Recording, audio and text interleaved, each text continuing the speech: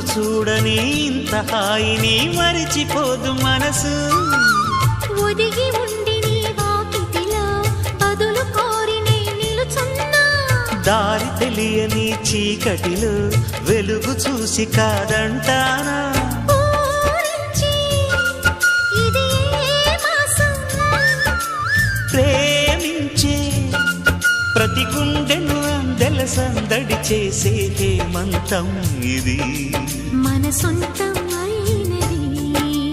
కిలకిల నవ్వే కోయిల కోసం వచ్చింది మధుమాసం.